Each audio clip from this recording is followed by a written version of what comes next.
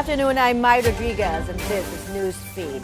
The Commission on Elections begins the random manual audit of votes in the May 12 midterm polls. A total of 762 ballot boxes will be randomly opened for the audit. The ballots will then be compared to printed election returns. The RMA is one of the Comelec's key transparency measures to ensure the credibility of the poll results. The entire process is expected to last up to 45 days. The PPCRV seeks more volunteers to help with its audit of votes.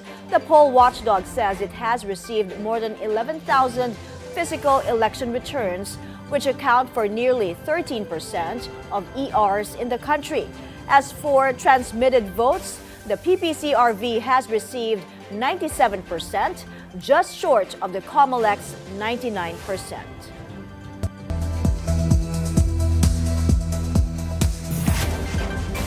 Trump 2.0 offering a partnership to longtime U.S. foe, Syria. In his Middle East tour that began in Saudi Arabia, President Donald Trump promised to lift all sanctions on Syria, which had been in place during Bashar al-Assad's rule. Trump also said he would meet interim Syrian President Ahmed al-Shara in Riyadh. Shara is a former al-Qaeda commander who spent 5 years in a U.S. prison in Iraq.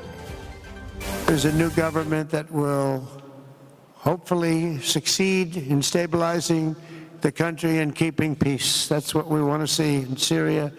They've had their share of travesty, war, killing, many years.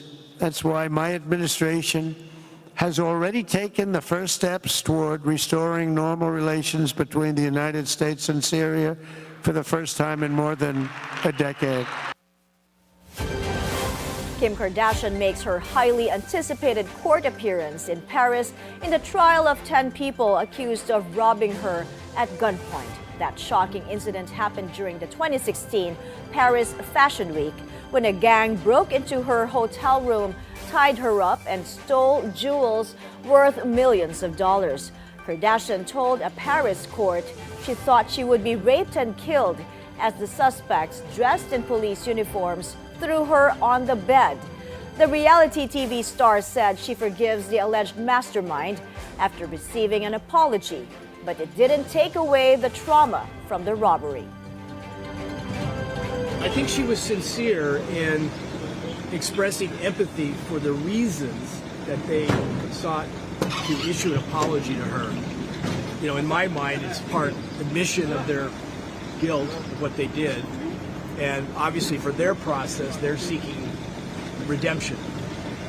But at the same time, what they did to her, it was violent, it was terrible, and it changed the arc of her life. So what can she really do when faced with that?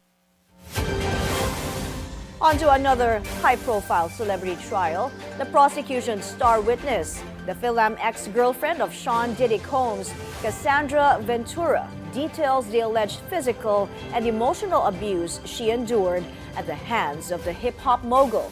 Taking the stand, she tearfully described how the rapper controlled her life and forced her into repeated drug-fueled sex parties known as freak-offs. He also allegedly beat her frequently, leaving her with black eyes and bruises all over her body.